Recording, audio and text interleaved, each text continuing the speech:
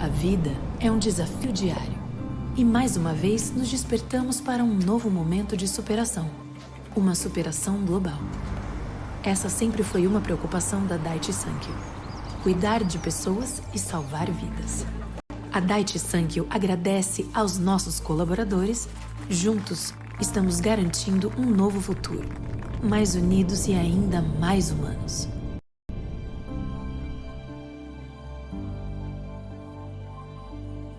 Daiichi Sankyo. Paixão pela inovação, compromisso com os pacientes. CAPTURE é o primeiro estudo global e não intervencionista que avaliou a prevalência e risco de doenças cardiovasculares em pessoas com diabetes tipo 2. Uma em cada 3 pessoas com diabetes tipo 2 tem doença cardiovascular estabelecida. 9 em cada 10 pessoas com diabetes tipo 2 e doença cardiovascular estabelecida têm doença cardiovascular aterosclerótica. Apenas 2 em cada 10 pessoas com diabetes tipo 2 estão recebendo medicamentos que reduzem a glicose e têm benefício cardiovascular comprovado.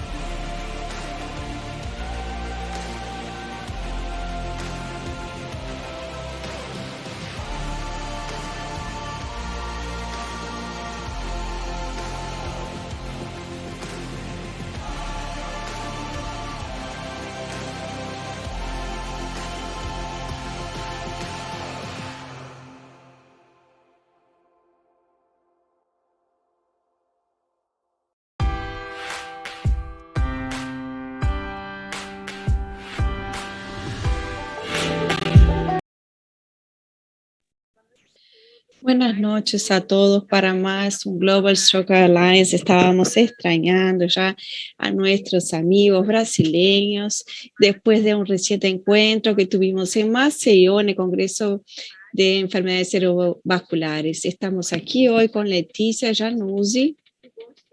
Qué bueno tenerte aquí con nosotros. Fue la presidenta del Congreso. Buenas noches. Mara Amelia Miranda Alves, que es de la Directoría de la Sociedad Brasileña de Enfermedades Cerebrovasculares. Buenas noches a todos. Gracias por la invitación, Sheila. Buenas noches a todos. Otávio. Buenas noches. Gisele. Buenas noches a todos. Es una satisfacción estar aquí nuevamente. Estamos aquí hoy para ver los highlights de los importantes congresos que tuvimos en este último mes y medio. Tenemos los highlights del Congreso Mundial de ACV. Espero que sea el último virtual.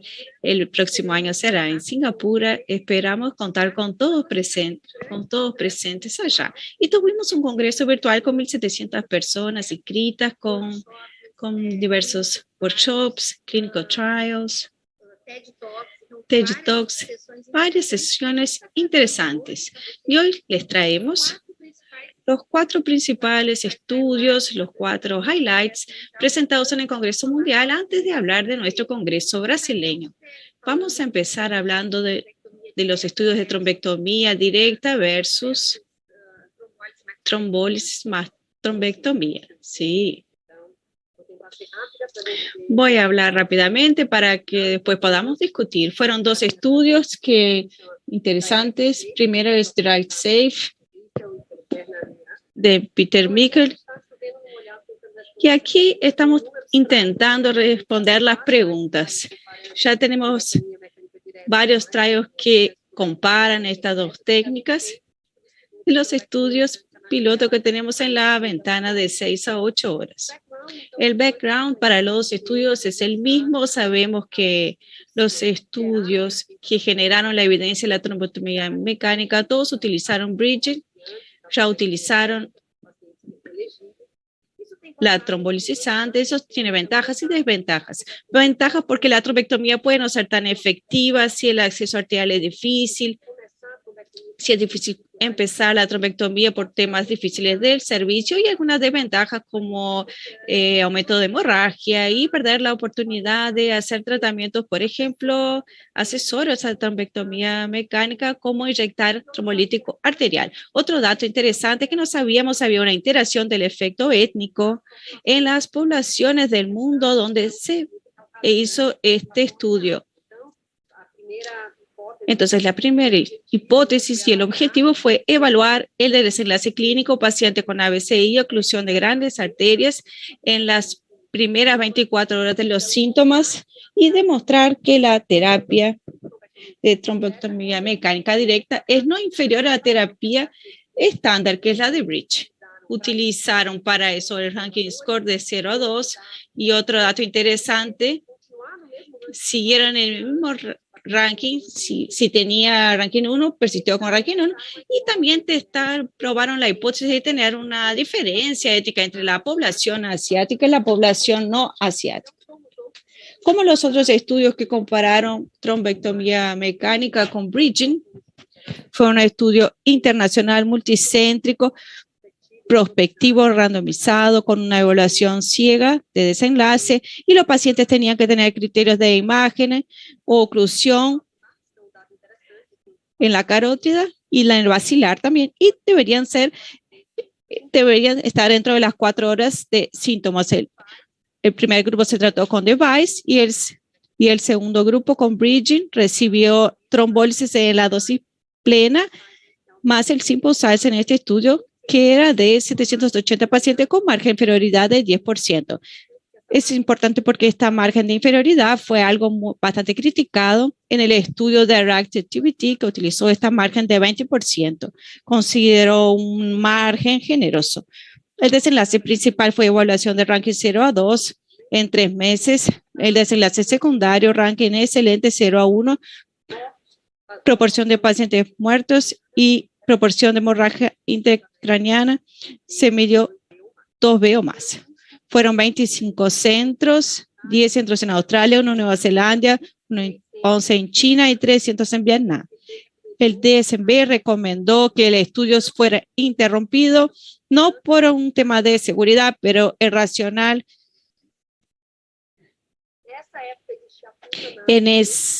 Había análisis de estos estudios demostrando que la no inferioridad había sido establecida con este margen de no inferioridad amplio.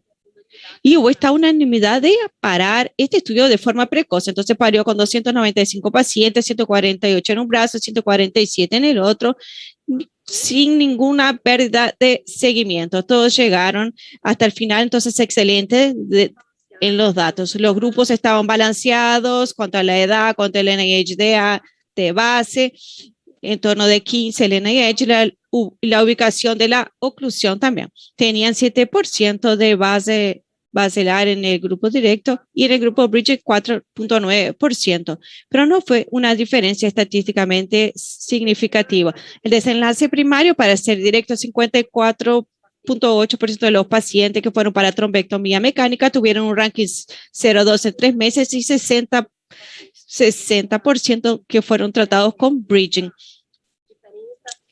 Esta diferencia cruzó la margen de la no inferioridad de 10%. No fue demostrada.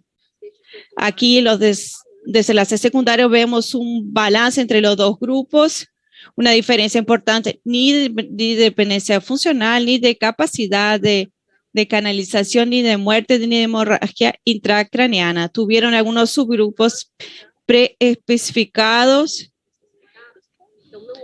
No hubo diferencia en la integración en el resultado con la edad, ni con NIH, ni con la ubicación, ni si tenía oclusión en tándem. Y la pregunta del estudio, una de las preguntas era ver esta interacción con la etnia asiática. Evaluaron la proporción de ranking 0 a 2 en los pacientes con etnia asiática.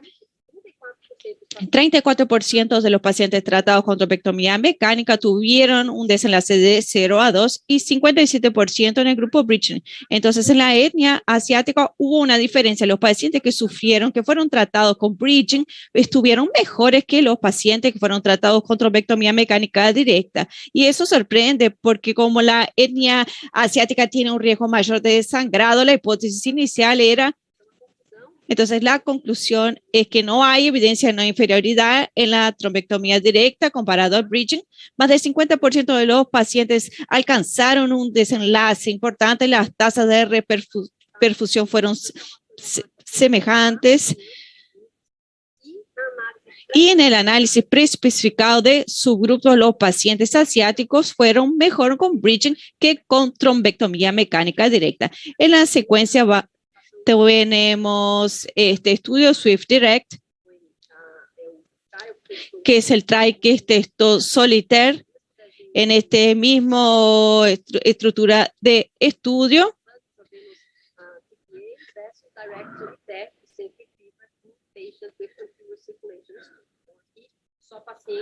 Entonces son pacientes con oclusión de circulación anterior. Con las mismas preguntas, aún no tenemos estas respuestas a pesar de varios estudios publicados. Y el objetivo principal es determinar si la ITPA venoso en pacientes elegibles y con diagnóstico de oclusión de acarótida intracraneal o M1 es no inferior al tratamiento estándar, que es el bridging.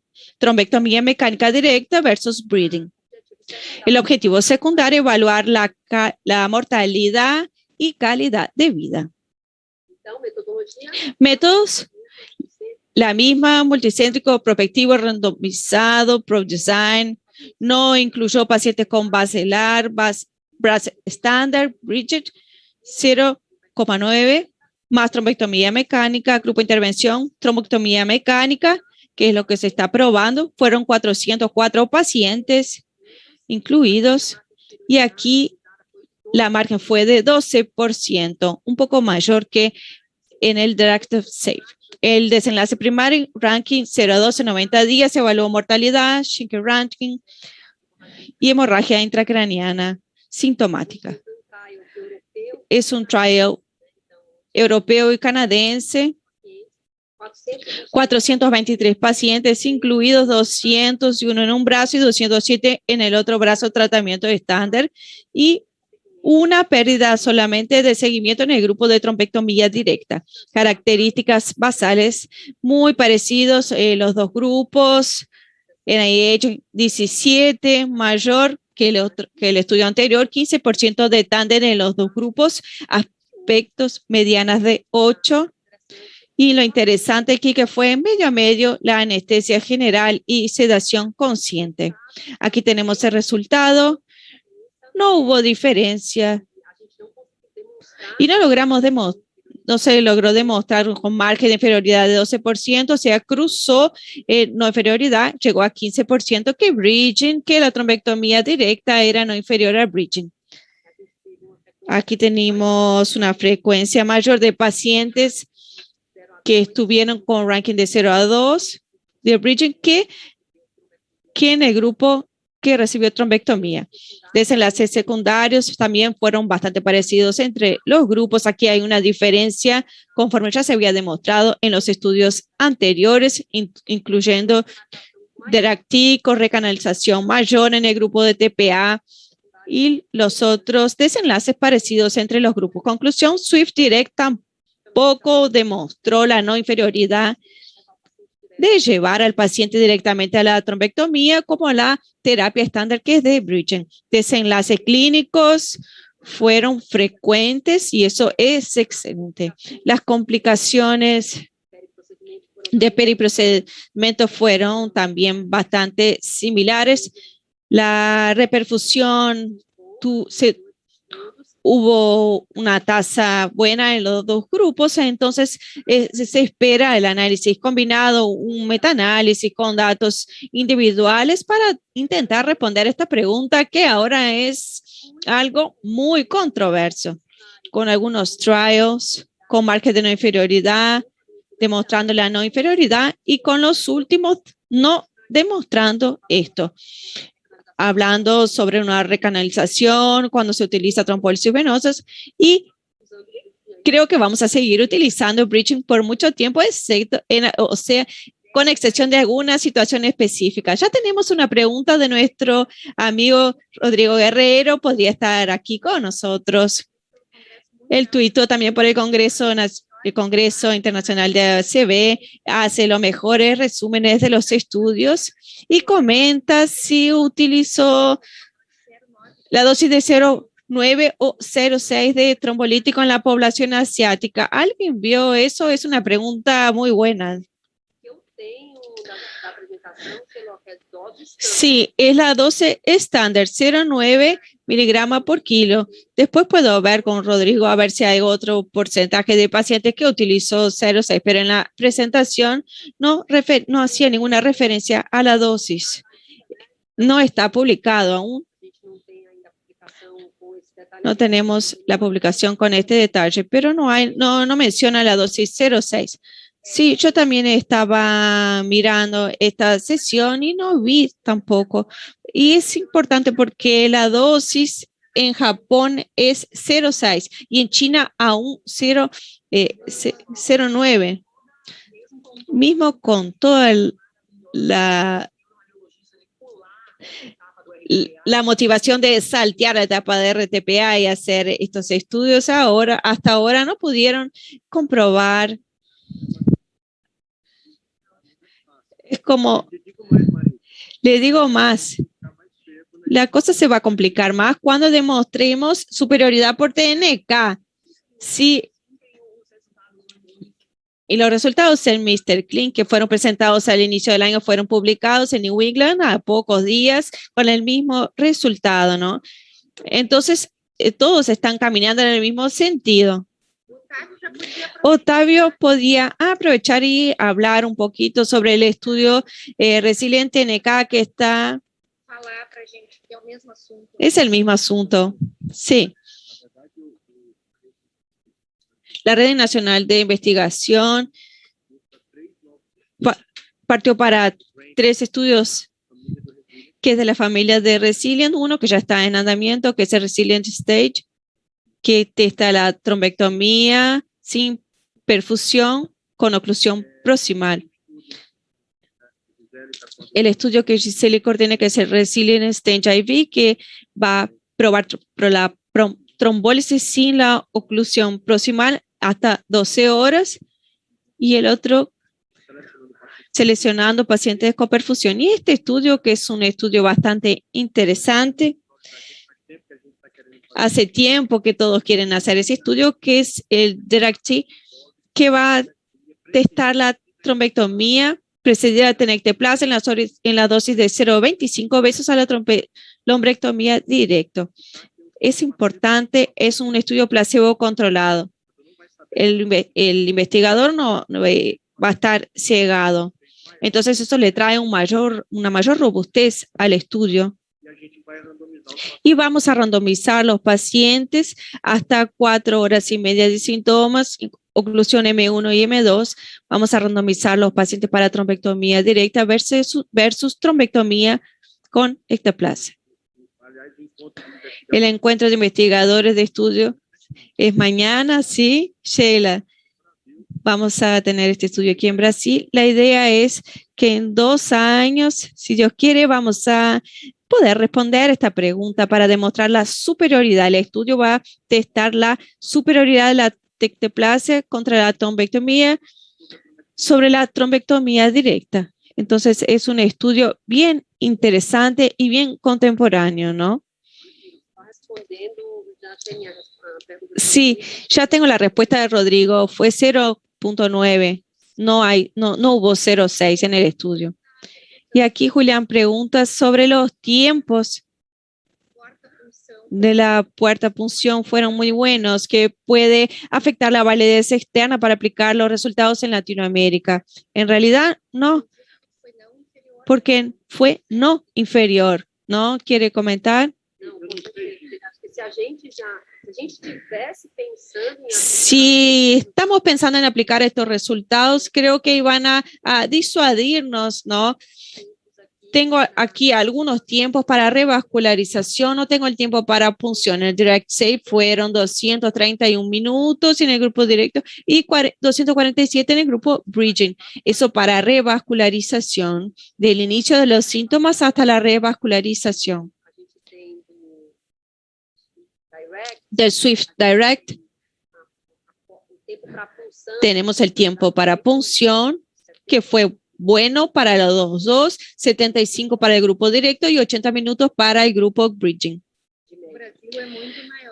En Brasil es mayor, ¿verdad? Sí.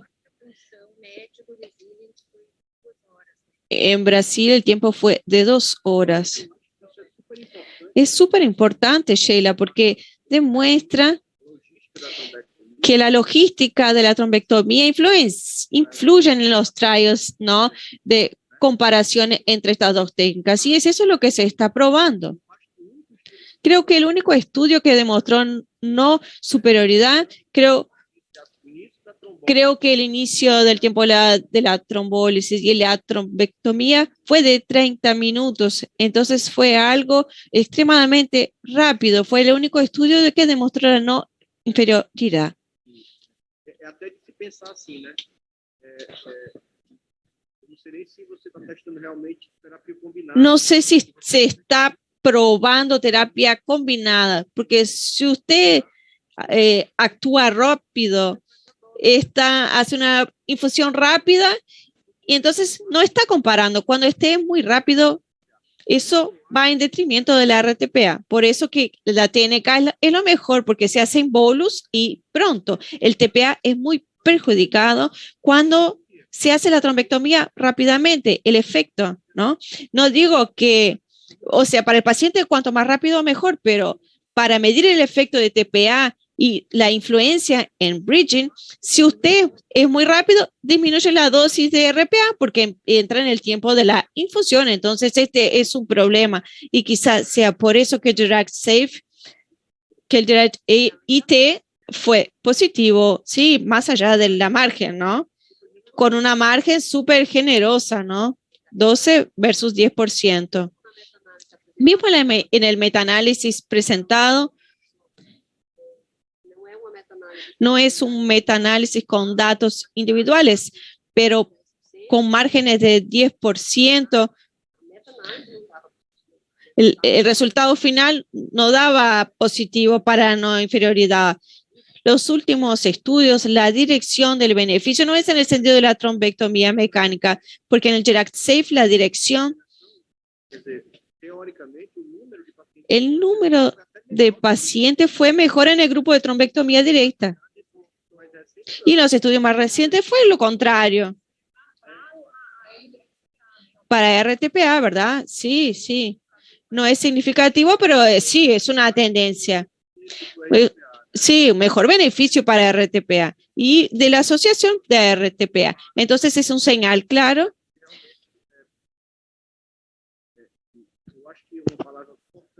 Una palabra importante es testar la enteplasia en este contexto.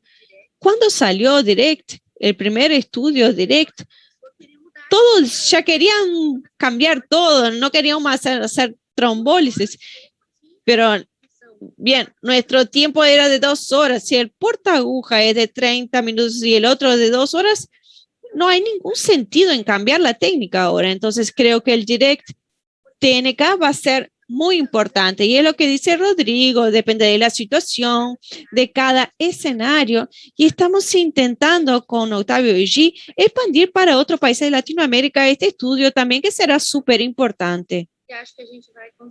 Y creo que sí, vamos a lograrlo. Vamos a pasar para el próximo estudio, Octavio. El EST es estudio importante, como nos comentamos en el... Y la enfermedad carotidia es un interés de muchas personas. Tuvimos discusiones excelentes, entonces es un estudio que estábamos esperando ya hace tiempo. Sí. La polémica eterna entre la angioplastia y la endarterectomía para enfermedad carotidia. Este estudio, ASS2, es el segundo estudio del grupo.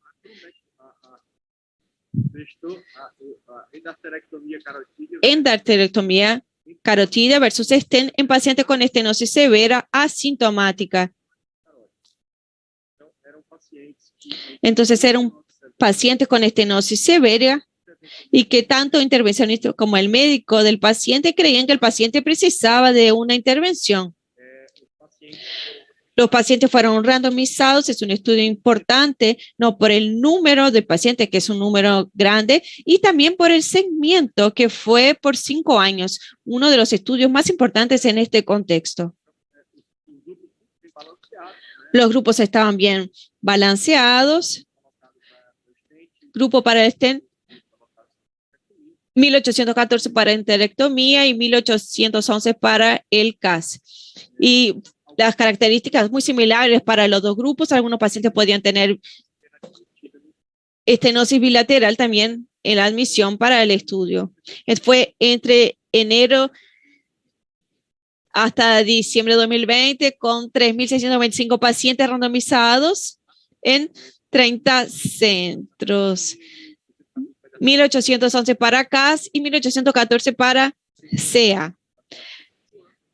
Los seguimientos fueron de 5 años. Y hubo un % de ACV, incapacidad o muerte, siendo 15 casos en el grupo de stent y 18 en el de endarterectomía y 18 de ACV no incapacitante periprocedimiento. O sea, son tasas bajas de procedimiento mostrando la experiencia que se está alcanzando con estos procedimientos, con una tasa de menor que 3%. Bien, la prueba de sobrevida de ACV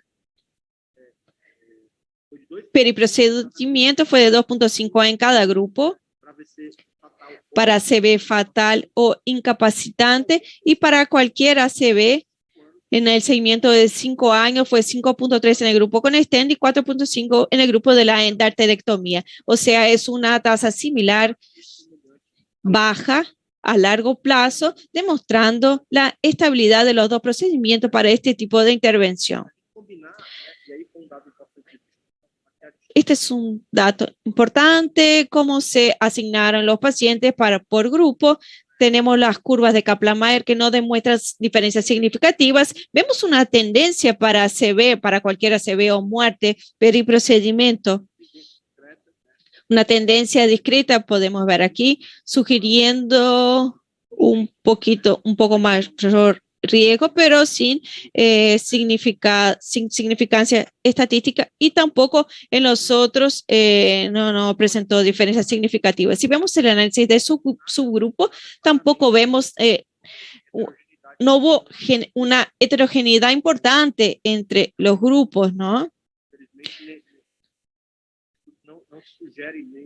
El estudio no demuestra ninguna tendencia importante, ¿no? Pero con una excepción, ¿no?, en estos círculos que están más para el lado de la endarterectomía, pero sin significancia estadística.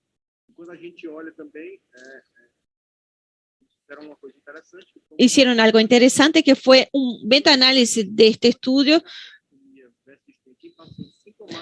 en pacientes sintomáticos y pacientes también con ACV previo, pacientes sintomáticas, y lo que pudieron ver que no hubo diferencia estadística favoreciendo ninguna de las dos técnicas. Entonces hay pacientes, tanto hay pacientes sintomáticos y asintomáticos con tasas bajas de complicaciones en los últimos años. La conclusión del estudio es que las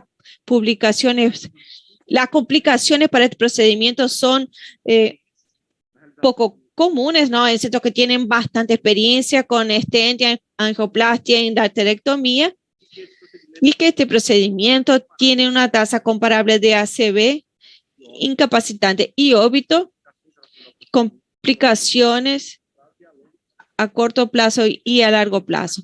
Quería demostrar que hay un estudio importante que está en andamiento que nos va a dar una respuesta más apropiada para el grupo, que es el CREST-2. Tenemos que estar atentos porque es un estudio que ya está reclutando, ya tiene 3 años y va a seguir todavía. Y está randomizando pacientes para 3 brazos, para stent carotídico con angioplastia, endarterectomía y tratamiento clínico optimizado. Justamente porque no se sabe si estos pacientes necesitan hacer el procedimiento. Los estudios que demostraron beneficio de la endarterectomía para pacientes con estenosis asintomática fue en la década de 80 o 90. Y en esa época ni existía estatina, solo existía aspirina y no con un control de la presión muy pobre. O sea, era con tratamiento medicamentoso.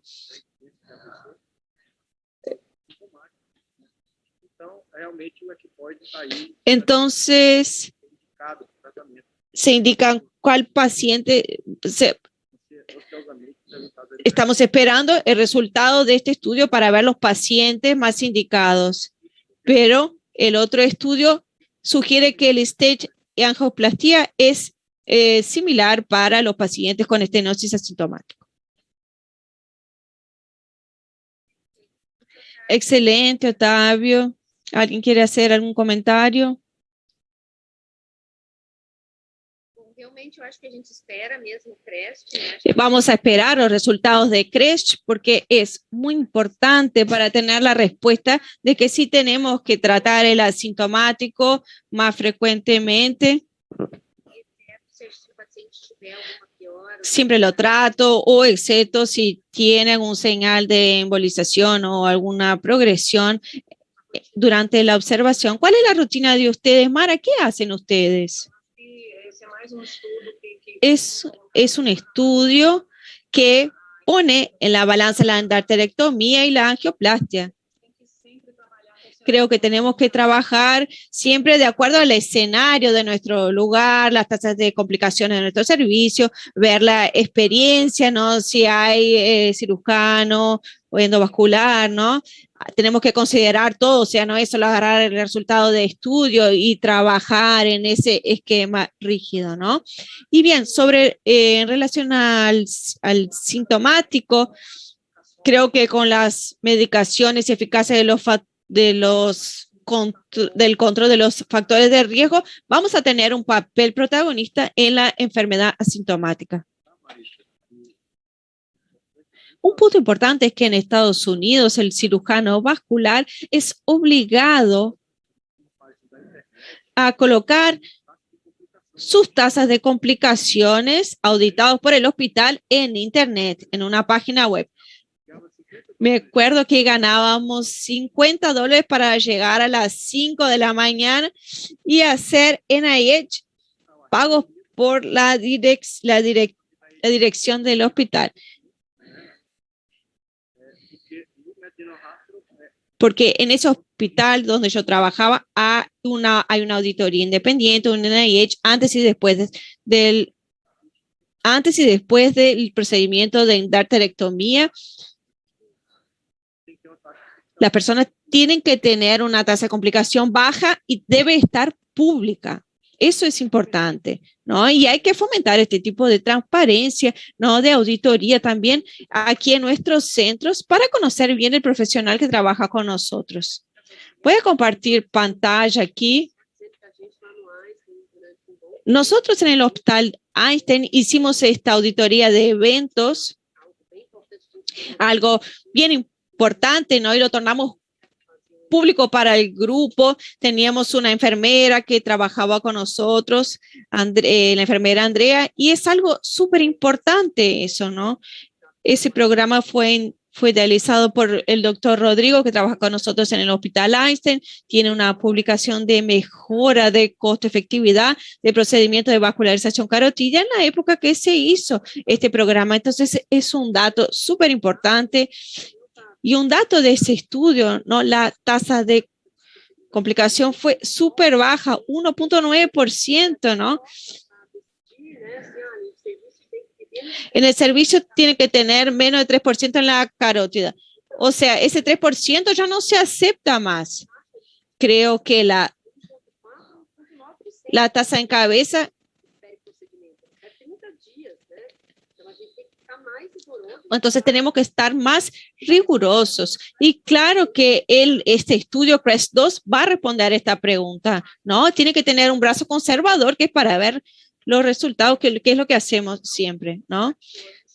Bien, aquí en el chat dicen que este metaanálisis de trombólisis endovenosa, de trombectomía mecánica, y la conclusión de este estudio es que hay que hacer trombectomía mecánica directa. Este metaanálisis en pacientes con ACV agudo no encontró diferencias significativas en 90 días de desenlace funcional, mortalidad, trombectomía directa, menores tasas de hemorragia sintomática.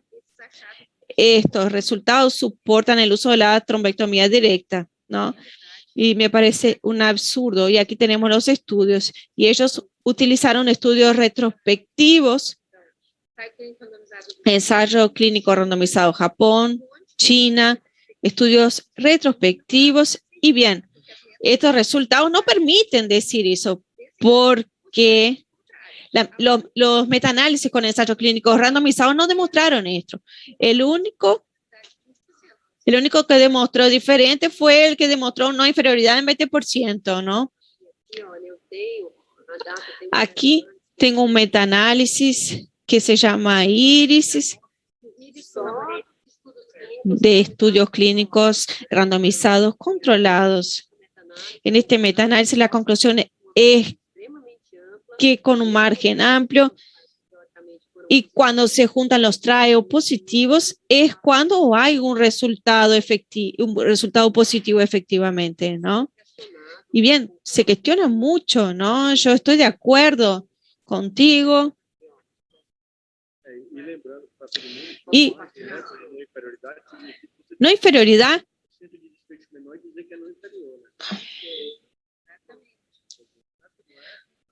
O sea, no se puede aceptar eso, ¿no? Aquí tenemos a Hannah, nuestra fellow, fue ella que preparó esta diapositiva.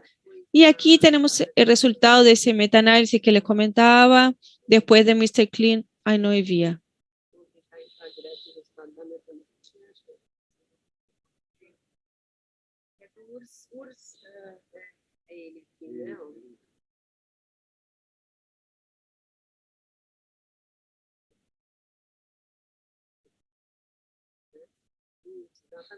Sí, de URSS. Y el meta-análisis utilizó diferentes niveles de no inferioridad. Esta es la presentación inicial del estudio. Vamos a ver si tenemos el resultado del meta-análisis aquí para mostrarles. Fue presentado en ESOC. Iris, sí.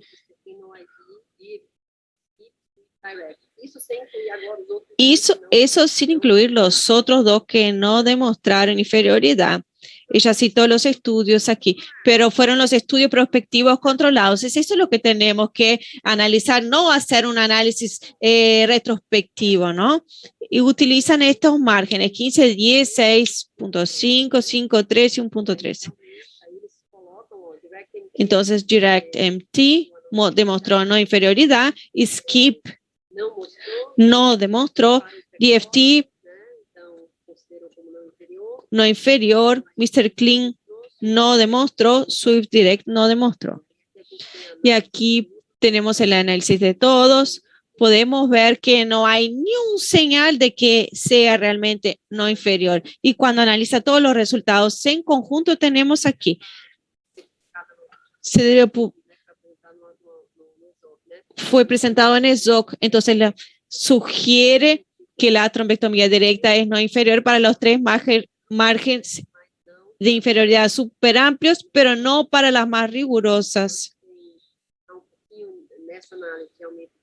En este análisis de aumento de hemorragia intracraniana, lo que hicieron bridging, y de reperfusión, también en el grupo que hizo bridging. O sea, fue súper consistente en todos los resultados. La idea es hacer el metaanálisis con datos a nivel de paciente para llegar a estos resultados. La margen de no inferioridad de 15% es mayor que el efecto del NIDS trial, que fue 13% más eficaz que placebo para pacientes con ACV. Entonces, está siendo muy generoso, ¿no? Si considera que 20% es igual, bien. Voy a mostrarles el último trial antes de pasar para los highlights del Congreso brasileño.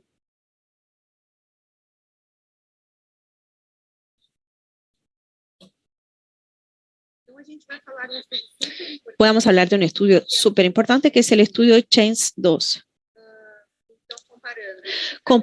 Comparando ticagrelor más aspirina versus clopidogrel más aspirina en los pacientes cargadores de los función de CYP2C19, o sea, personas con ACV menor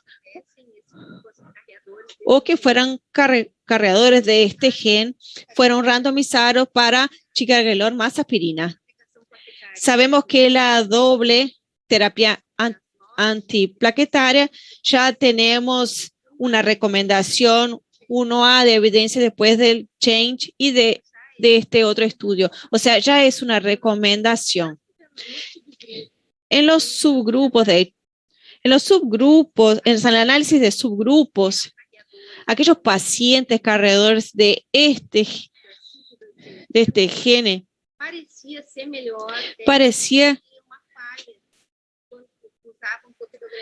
tener una falla cuando utilizaban clopidogrel más aspirina, o sea, parecía que no tenían la misma respuesta. Y ticagrelor más aspirina podía tener un desenlace mejor en estos pacientes, principalmente por el metabolismo, ¿no? Porque no pasa por el hígado, no necesita esa enzima. Entonces, por esto, este estudio, CHANCE-2, fue el mismo de grupo de POINT.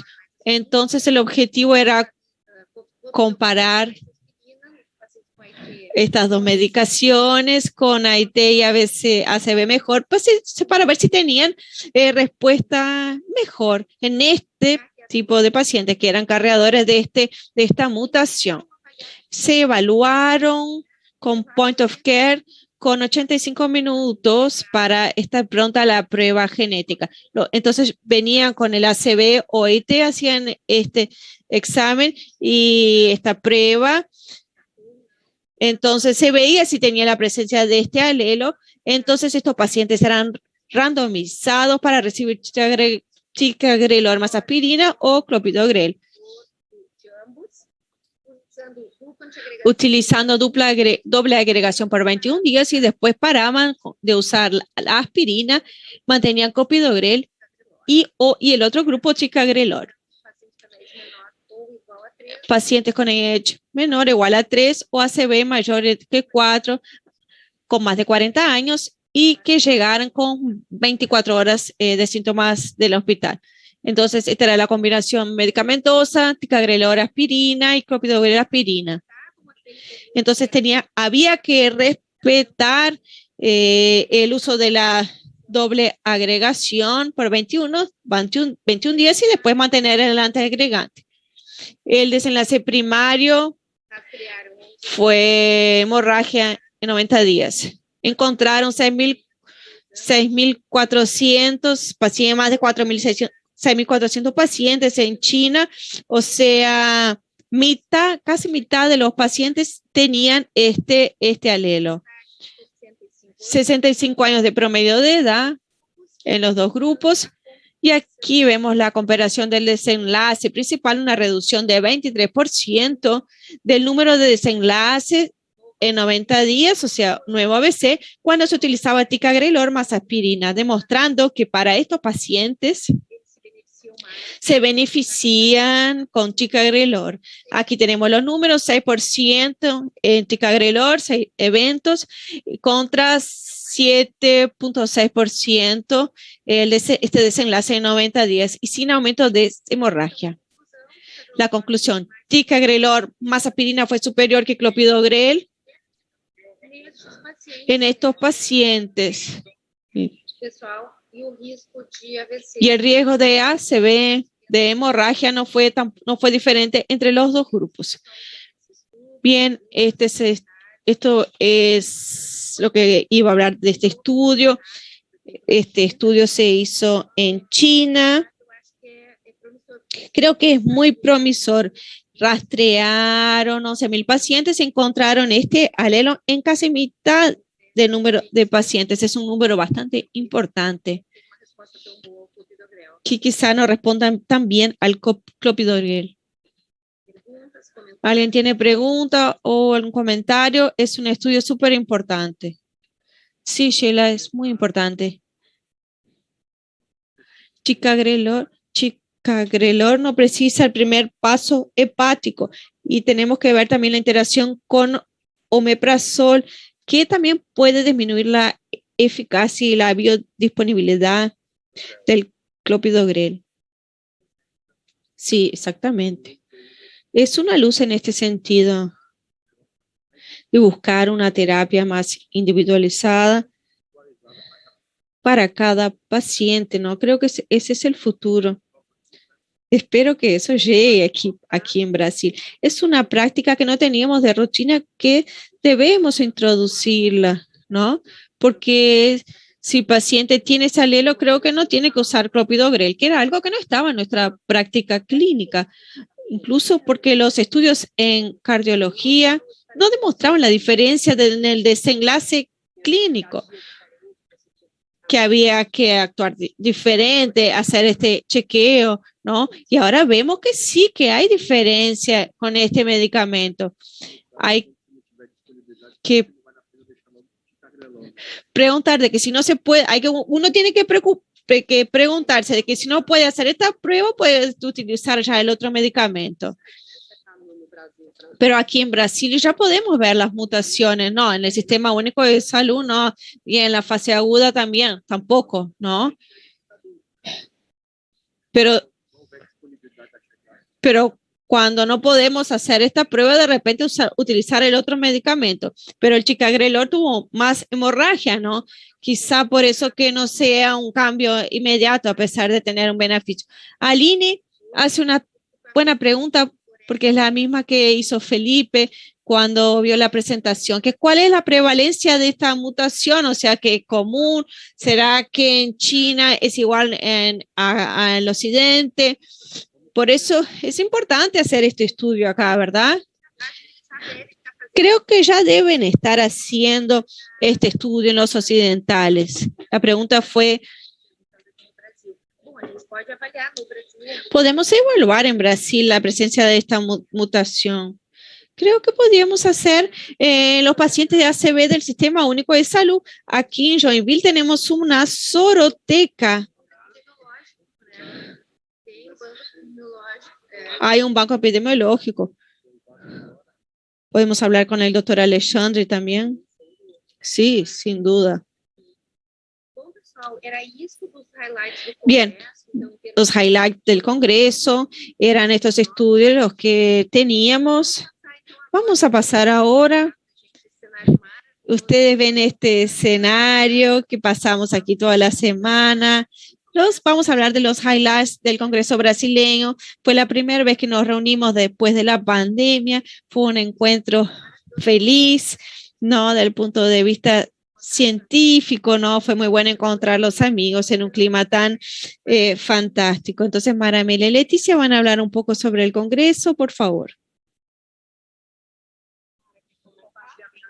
Voy a compartir pantalla.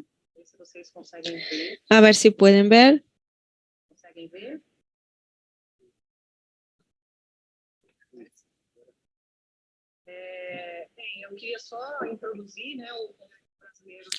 Entonces, el Congreso de Brasileño de Cerebrovascular fue en Maceió. Ya estaba planificado hace algunos años con la presencia de la doctora Leticia Januzzi. Voy a hablar un poquito sobre el evento. Fue un evento virtual y tuvo un encuentro in loco de los liderazgos de la sociedad brasileña para la implementación de algunos proyectos. Leticia va a comentar un poco sobre las guías. Presentamos en ese momento nuestro sitio de internet. Es este que pueden ver aquí. Tenemos varias informaciones. Este congreso fue emblemático porque logramos por primera vez después de varios años publicar nuestra revista de los resúmenes del Congreso. Ya tenemos nuestro ISSN hoy día y ese es un dato muy importante para los residentes, para los estudiantes, los alumnos de posgrado y para las personas que trabajan en la investigación, porque este número es importante tenerlo en el currículum o los trabajos que se presentan en congresos. Entonces, los invito a que accedan a nuestro site. Y tenemos la revista con todos los trabajos que fueron presentados. Ya está disponible en la plataforma, en el sitio web de la revista. Pueden acceder a la versión en PDF y allí van a poder ver los estudios que fueron presentados, son excelentes. La revista tuvo un cuerpo editorial que revisó todos los resúmenes. Entonces aquí tenemos los créditos de la revista, están en la internet.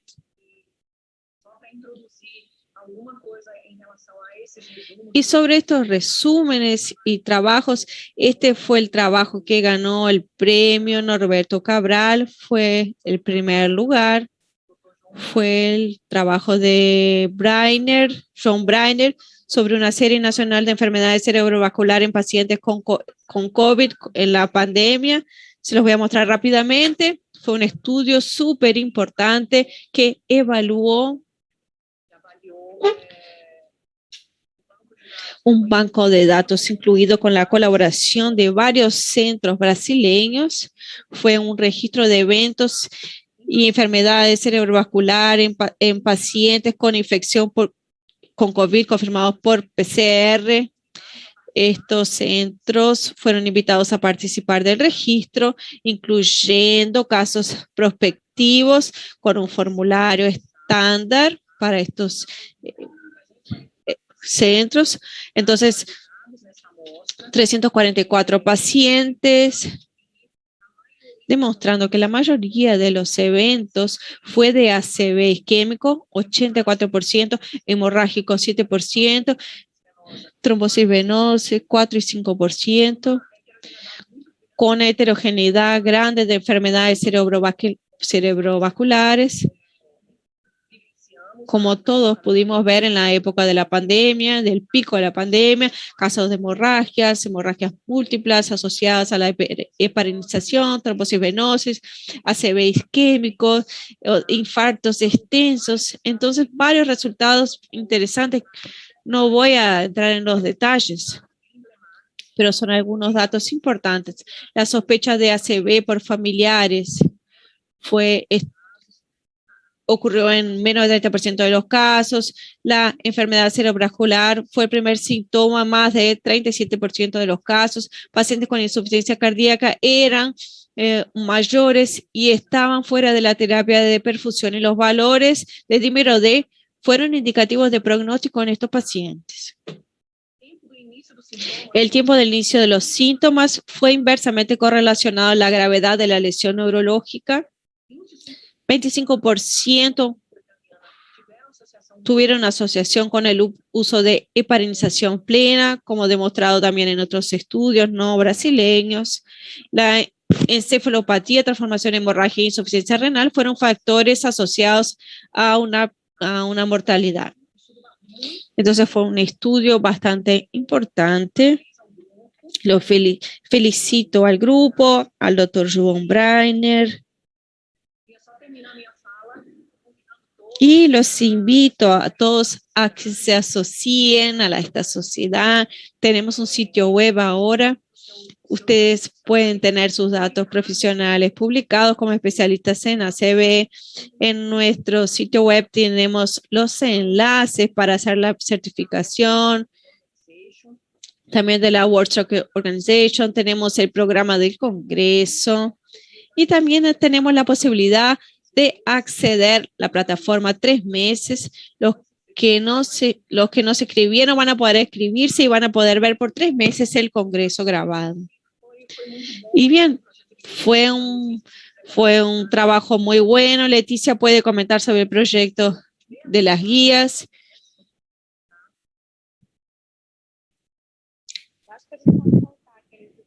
Sí, Mara, hice algunas diapositivas porque fueron momentos muy agradables. El congreso estaba programado para ser virtual para todos, ¿no? Y felizmente tuvimos la idea de hacer una pequeña parte en loco, ¿no? Para llevarle a las personas estas informaciones. Respirando, ¿no? La ciencia, el tratamiento de ACV en esos días. Entonces fue algo bastante provechoso, ¿no? Y ustedes pueden sentir los ecos de este congreso, de nuestro programa. Como comentaron, nuestra plataforma sigue abierta para que ustedes puedan inscribirse. Si ustedes entran en el sitio web, van a poder inscribirse y el acceso a las clases va a estar disponible para los próximos 3 meses. Sheila me preguntó si las clases estaban disponibles ya. Vamos a tener algunos días hasta que las clases sean reeditadas para subirlas a la plataforma. Y ahí todo estará disponible hasta 5 de febrero, creo. Son 3 meses a partir de la plataforma con nuestros cursos grabados. Tuvimos 2 cursos de neuroimagen. Están ahí y ya estaban desde la semana anterior al congreso.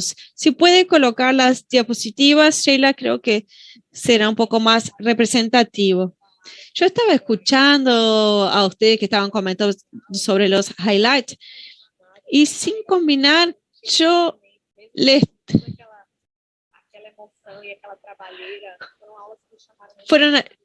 Fueron algunas clases muy interesantes que tuvimos, ¿no? Y yo fui a ver el número de las personas que habían de las personas que habían accedido y las preguntas en el chat. Y sí, podemos ver cómo es consistente, o sea, todas las dudas que tenemos en el Congreso Mundial y también para el Congreso brasileño. Y a pesar de que estábamos en un clima, de que estábamos juntos y disfrutando todos juntos, las personas no querían salir, no querían dejar de ver las clases, ¿no?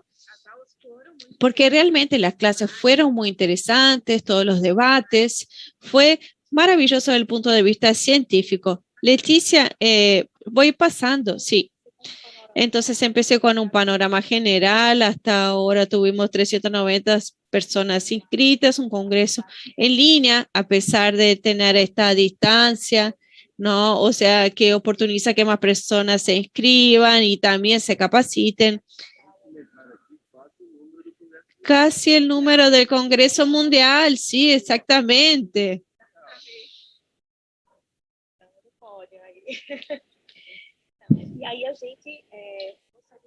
Entonces también tuvimos algunas actividades que las pueden ver, también cursos, 4 cursos que les voy a mostrar, 3 workshops que le voy a pedir a Sheila que comente de qué se tratan y las clases magnas. Una de ellas fue ministrada por Mara Amelia, que era sobre la enfermedad carotidia sintomática. Me acuerdo que una de las personas comentó, preguntaba qué era sintomático, si era un paciente que tuvo ABC, o sea, cómo se hace esa investigación, que tiene un déficit cognitivo, si tratamos o no. Entonces fue un tema bien debatido en las sesiones y también en la sesión de cognición.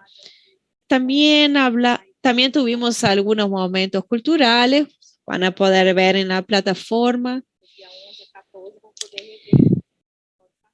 Puede pasar, Sheila.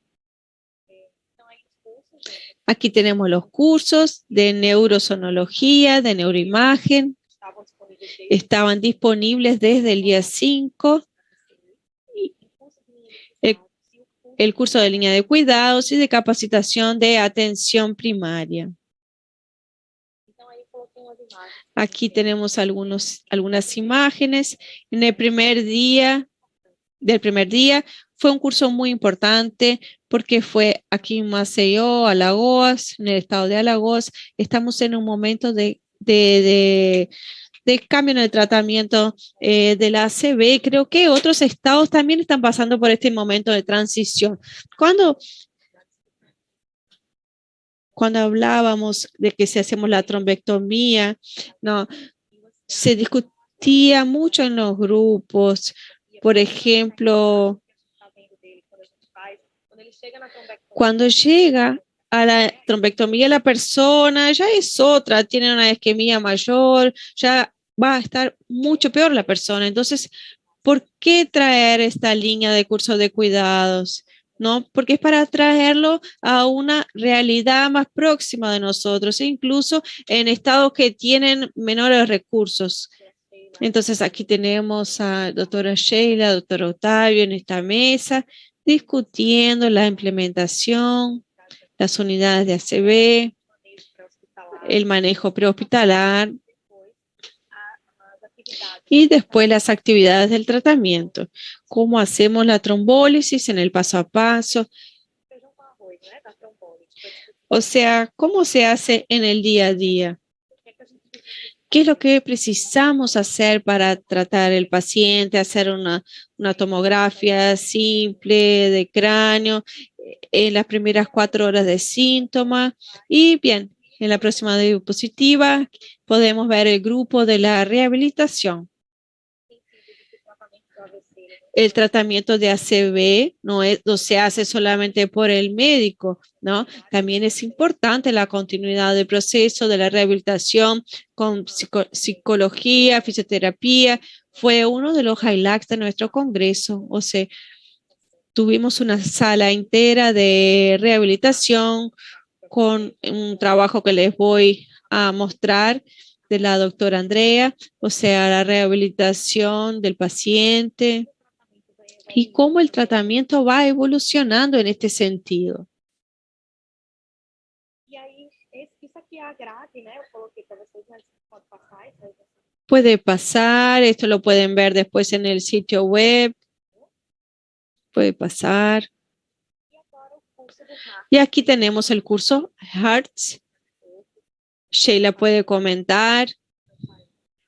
Ya felicito a Sheila y a Lini que se han dedicado bastante a la grabación de estas clases con los compañeros. ¿Quieres hablar un poco, Sheila? Sí. Este curso está muy interesante. Los que participaron de los eventos de atención primaria, que tuvimos especialistas para discutir el protocolo de cada uno de los factores de riesgo, hipertensión, diabetes, fibrilación atrial, prevención secundaria.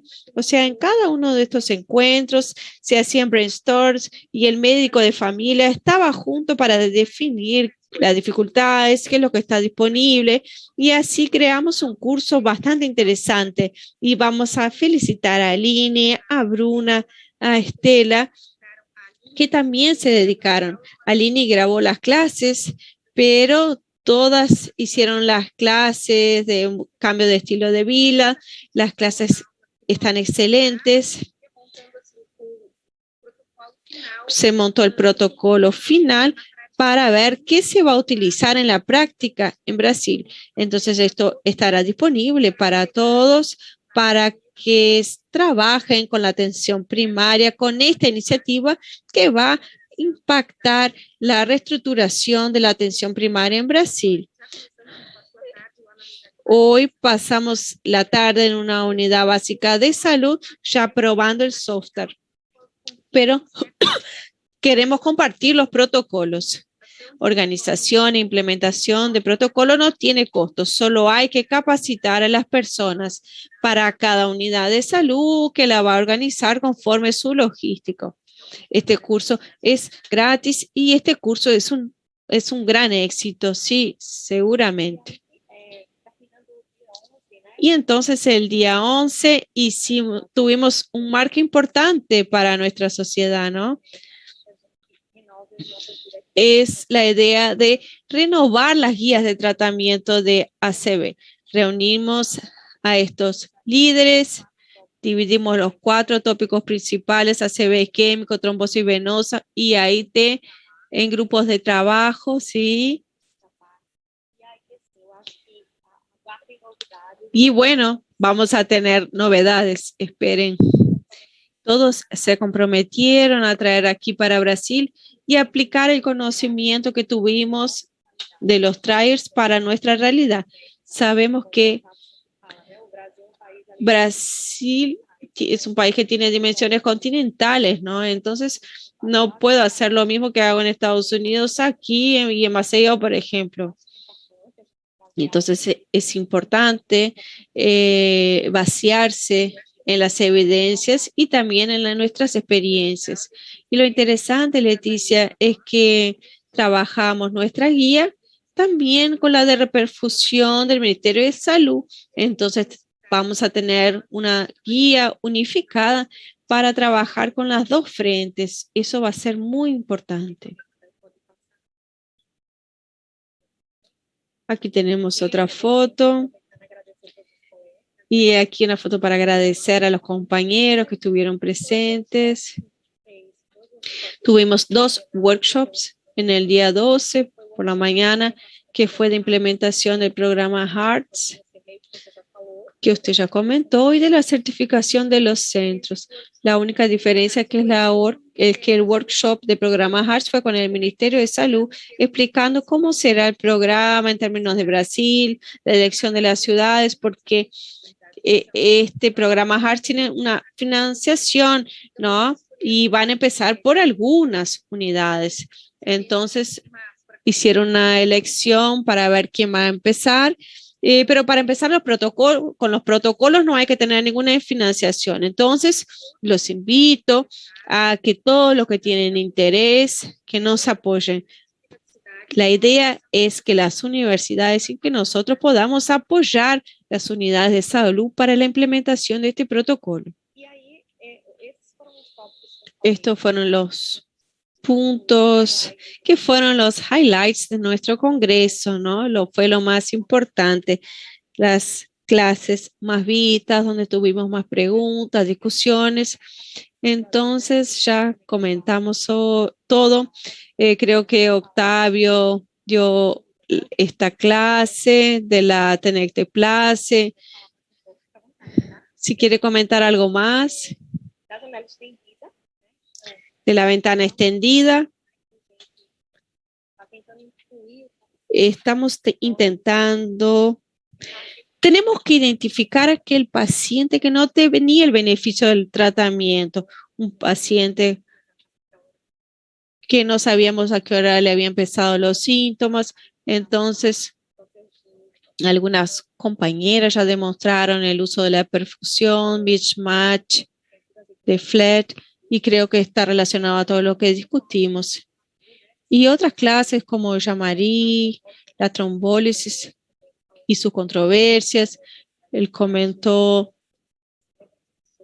el large core, no trombolizar a la persona cuando no es incapacitante, que el NIH, o sea, el número solo no define. Entonces, estas fueron algunas sesiones que me marcaron bastante. Creo que Maramelia también estaba en alguna. Pueden comentar si quieren también. Yo no conseguí asistir porque algunas cosas eran concomitantes, pero en los próximos 2-3 meses seguramente voy a verlos todos. Vale la pena porque las clases fueron de mucha calidad. Puede pasar. Otra clase interesante que les recomiendo para mis residentes fue la clase del doctor Andrew sobre la composición del trombo y la respuesta al tratamiento. Fue súper interesante, ¿no? Cuando hay un señal hiperdenso en la tomosis, en contraste, ese trombo puede tener una buena respuesta a la trombólisis. Es increíble porque es lo que vemos, ¿no? Y también la aspiración mejor que stent driver. Eso es muy interesante para guiarnos en la clínica.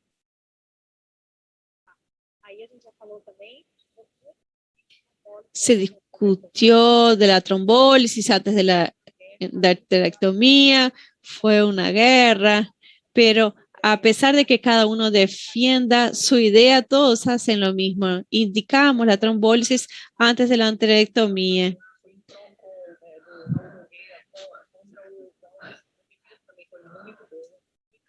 De una discusión entre dos médicas fue muy interesante. Uno defendía y el otro no. Y nuestra mesa de enfermedad intracraniana, siempre tenemos controversias y lo discutimos al final del congreso y fue muy, muy bueno. Otros tópicos importantes fueron las clases de simulación. El uso de la simulación realística, la telemedicina, de la enseñanza en el tratamiento de ACV y los trials que ya comentamos. Sheila, si quiere hablar sobre el promoting. Algunos también que Octavio ya comentó, algunos estudios. Y el con Brasil, que fue el ganador del mejor trabajo, ¿no? ¿Quieren comentar alguno de estos trabajos, de estos trials? Me gustaría hablar del Promote porque quiero invitarlos. Esta iniciativa, el programa HEARTS es cambiar la asistencia de lo que sabemos que tenemos que hacer, que es aquello que tenemos que hacer, implementar lo que tenemos que hacer. Pero el Promote es para aquellos que no sabemos lo que hacer, pacientes con un riesgo mediano, con presión arterial entre 121 y 139, que ya tienen un riesgo aumentado de 50 a 75 años, sin enfermedad cardiovascular establecida y que tenga un factor de riesgo modificable, sedentarismo, tabagismo, fumo, van a ser randomizados. Entonces, randomizamos las unidades básicas de salud para que la población reconozca sus riesgos, sus factores de riesgo, cambie sus estilos de vida por el score de ACV, y las otras unidades van a ser clústeres de no riesgo. Pacientes individuais para policlínica. Y también van a utilizar polipíldora versus placebo. Vamos a hacer el estudio inicial con desenlace sustituto, reducción de presiones, disminución del score de riesgo, y el año que viene vamos a tener 60 unidades. Cuento con ustedes para que podamos ver la disminución de la incidencia de ACV y como desenlace secundario MACE, ACV, infarto y muerte cardiovascular. O sea, vamos a tener un impacto enorme en la población y reducción de incidencia. Entonces ya tenemos varios centros que van a participar y quien tiene interés puede, vamos a poder incluirlos. ¿Alguien quiere hablar sobre el Optimal? Yo tuve el honor de participar de esta sesión, de estos 2 trials. Octavio ya le resumió uno del Resilient.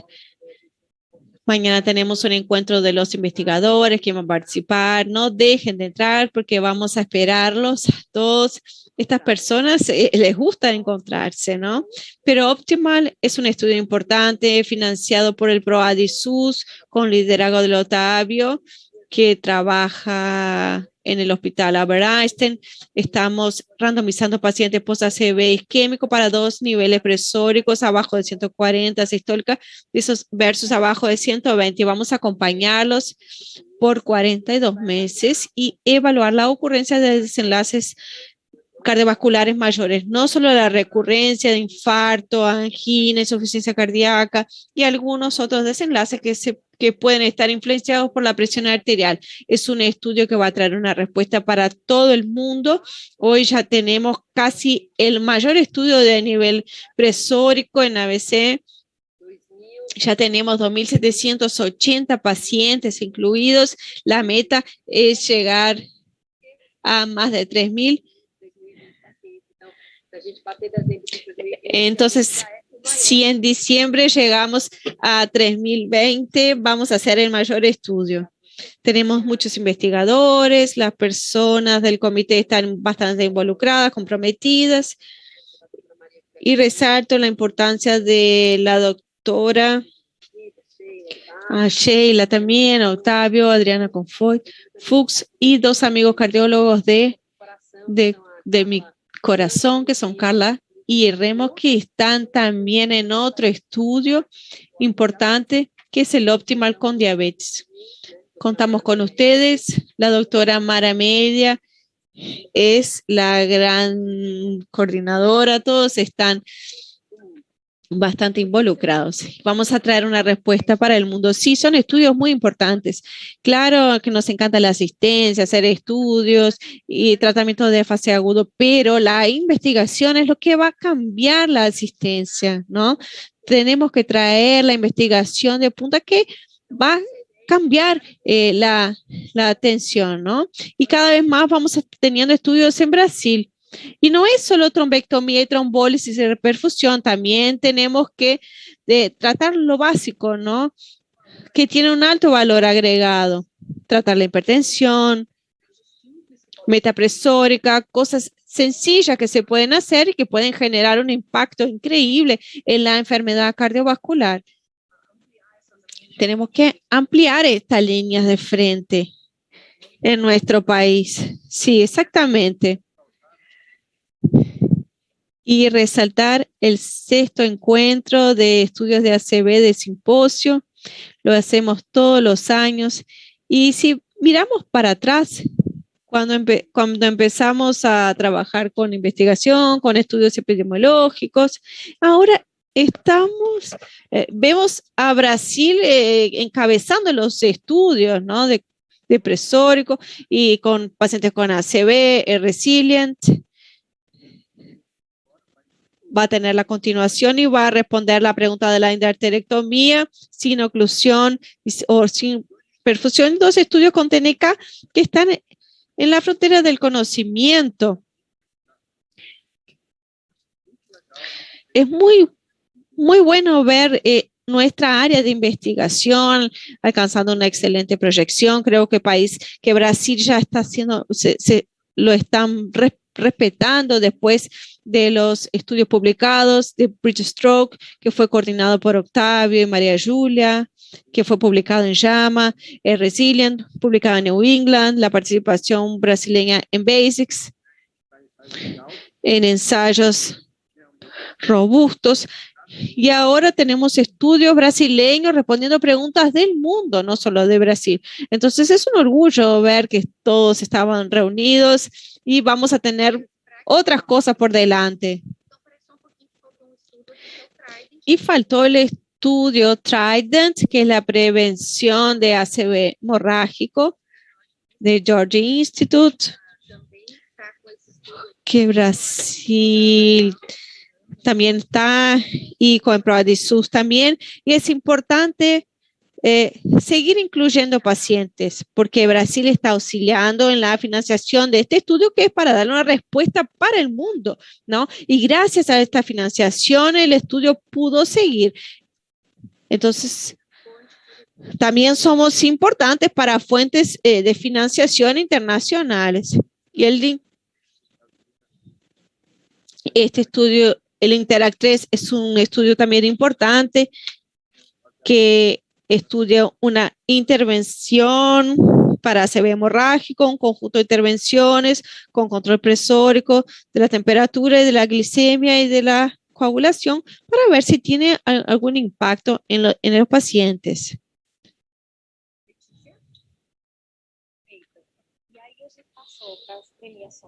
Y bien, tuvimos los premios para los trabajos. Maramelia ya comentó, no, el que ganó fue Norberto Cabral, que fue la investigación de John Brainer sobre coronavirus.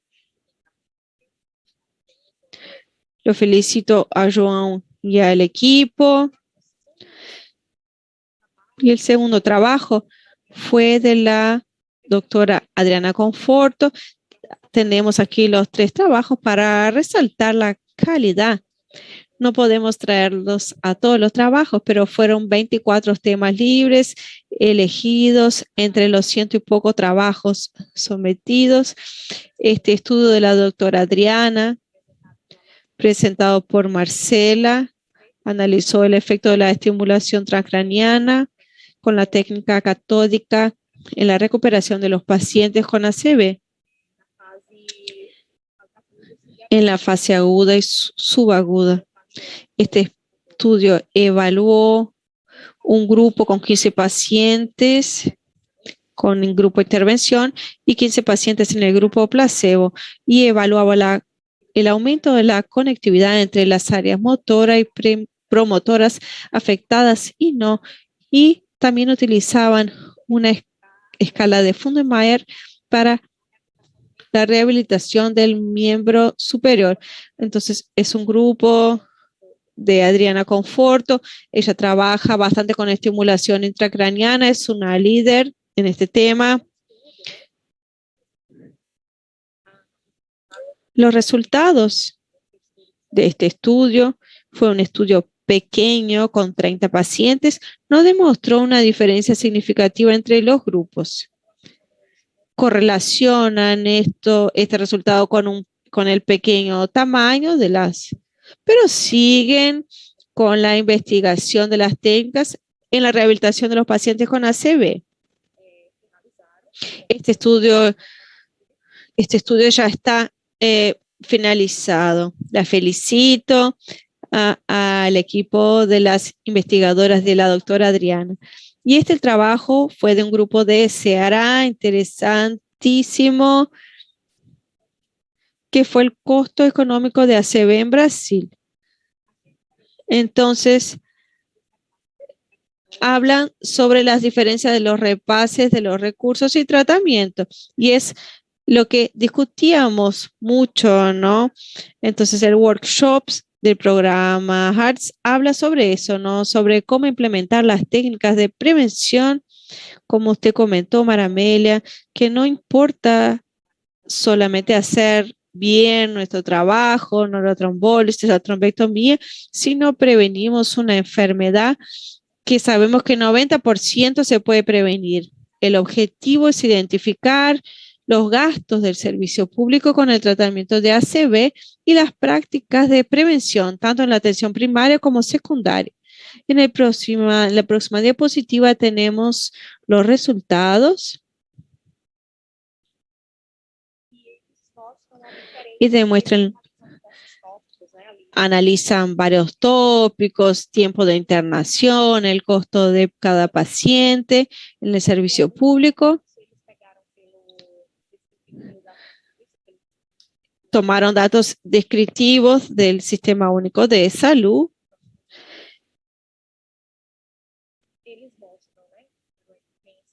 Demuestran un número importantísimo de internaciones, con el promedio de 7 días de internación, con un promedio de costo de 1.492 reales por internación, y demuestran la disparidad de nuestros gobernantes, porque invierten mucho en el tratamiento de ACV en fase aguda, hospitalaria y prehospitalaria, y poco en la atención primaria. Entonces, 12% de las inversiones, 12% están asignado para la atención primaria, ¿no? Es bastante desigual lo que tenemos aquí en Brasil. Eso es lo que queremos cambiar con el programa HEARTS. Entonces, lo felicito a este grupo de investigadores. Y el otro premio fue el premio Carlos Chagas, que queremos mostrarles este momento por la importancia que tiene el doctor Raúl Nogueira en la investigación. Leticia Revelo hizo un homenaje y vamos a pasar el video nuevamente.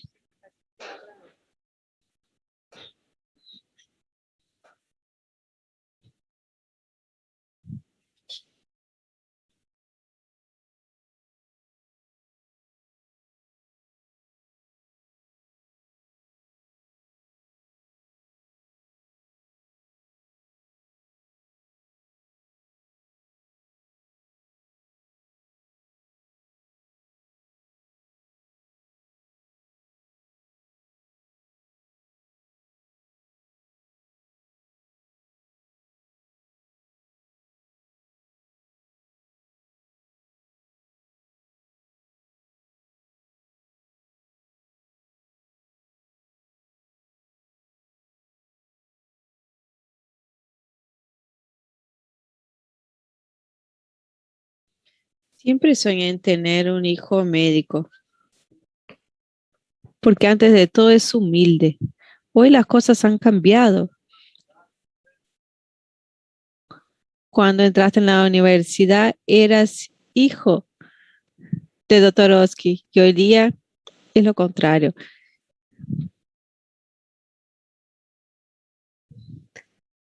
Le agradezco mucho.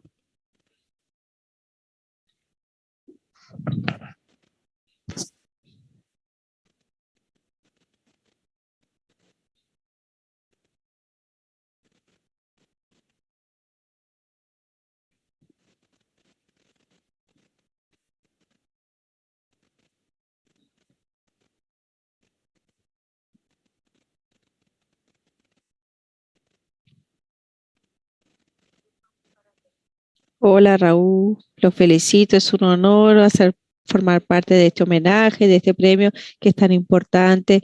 Usted una vez me dijo que yo quería hacer algo importante por mi país, y hoy nosotros tenemos estudios importantes y podemos traer a las personas para trabajar por un bien mayor.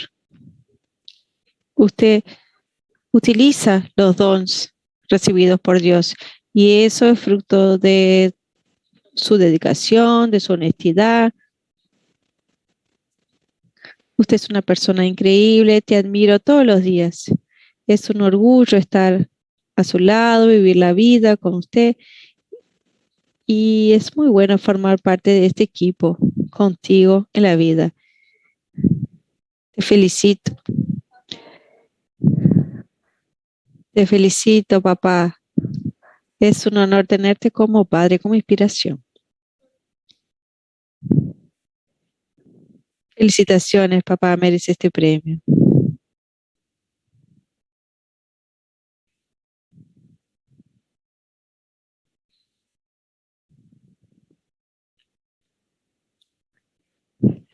Muchas personas lloraron con este video.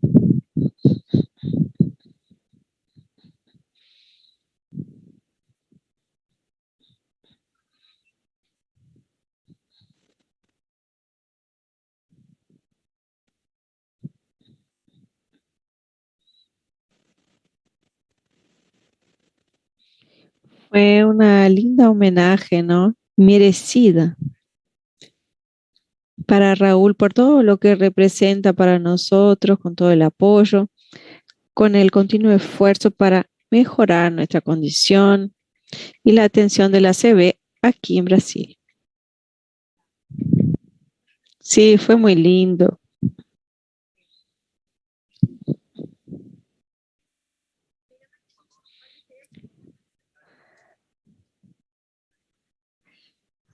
Así como la homenajeada del año pasado también. O sea, son dos personas que hacen la diferencia.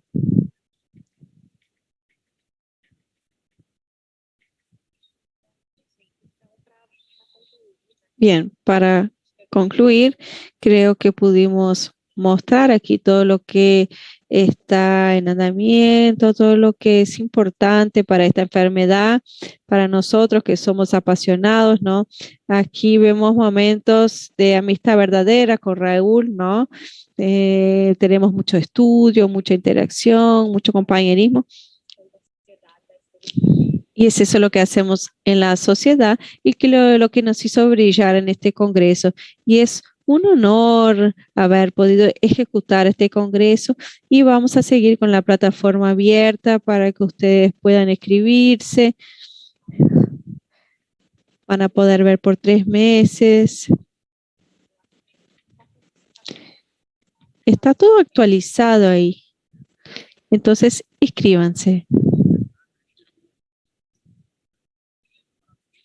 Quería felicitarla a Leticia, a Yusara, a todo el equipo por Lange,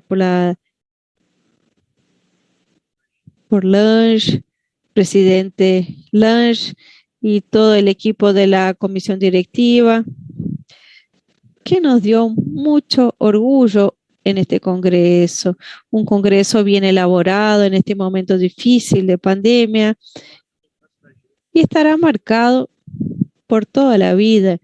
Fue el primer evento que hicimos después de la pandemia. Logramos reunirnos y tener una renovación, ¿no?, de la sociedad. Fue un momento de renovación importante, una comisión directiva, nota 10 con plataforma en línea, periódicos. Quería felicitarlas, proporcionarnos este ambiente tan acogedor y cariñoso. Los que estaban en línea pudieron ver esta atmósfera. Entonces, las personas que aún no entraron, entren. Yo estoy con muchas ganas de poder ver a todos los videos, todas las clases. Les agradezco el apoyo. Es fundamental el apoyo de todos. El congreso fue un éxito por el trabajo de todos nosotros. Agradezco a la oportunidad de estar siempre creciendo con ustedes. Muchas gracias. Ya estamos terminando. Y durante el Congreso Mundial tuve la oportunidad de tener un TED Talks. Aquí les dejo el link. Varios de ustedes aparecen en este TED Talk. Juntamos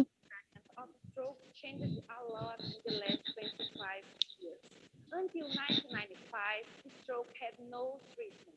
The patient with ischemic stroke arrived at the hospital and waited in line for hours to be evaluated, to do CT scan, and to receive aspirin without any effective treatment.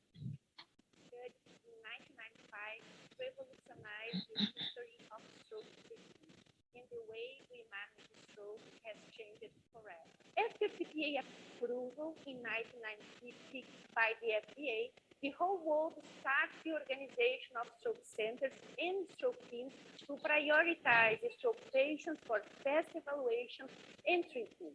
The concept of time is brain has become a hot topic in vascular neurology since then, and the pre-hospital starts to be an important part of the stroke care. Important mistakes occur in the process. Y no vou passar todo, só para vocês verem, muito legal, vocês aparecem. Para que vean, ustedes aparecen en varias imágenes. Implementation of acute stroke care. I live in Brazil, a country with more than 200 million inhabitants, and what the elements can be used by organize your hospital, pre-hospital, and local network, evaluate the quality monitors without CT scan, to evaluate the concept of create the stroke units, the basic protocols of a stroke unit. What we did, we evaluate the hospital's structure with online roadmap. We performed virtual visits to evaluate the structure of the hospital and to meet the directors of hospitals. We implement CPA in Ethiopia. We start a telemedicine program in the 5 hospitals with a joint app donated by our company. With telemedicine without borders, with specialists from different parts of the world giving advice in real time for treatment in the project. We implement simple stroke units in 5 hospitals for a safe place to treat these patients and start early rehabilitation. We implement an educational program, first in English and now will be translated to local language to train the whole team. We start data collection to evaluate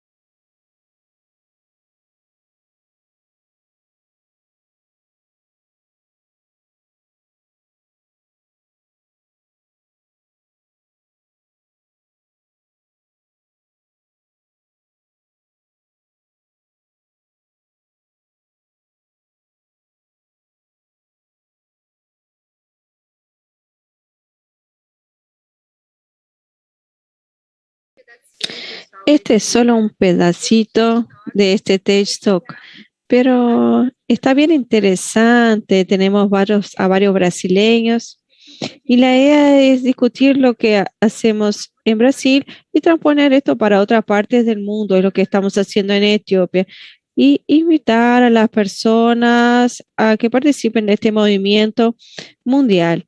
Esta es la idea del TED Talk para los que puedan asistir.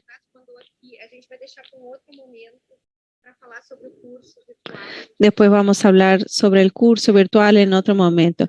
Y quiero invitarlos. La semana que viene vamos a hablar sobre accidentes químico-transitorios con Daniel Becerra, identificación y manejo de la presión arterial en la fase aguda de la CVE.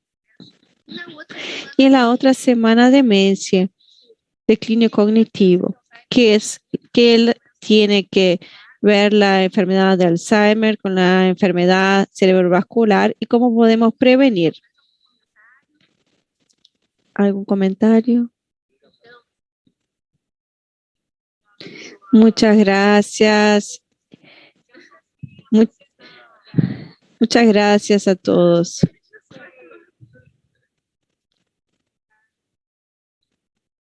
Certo, tutores?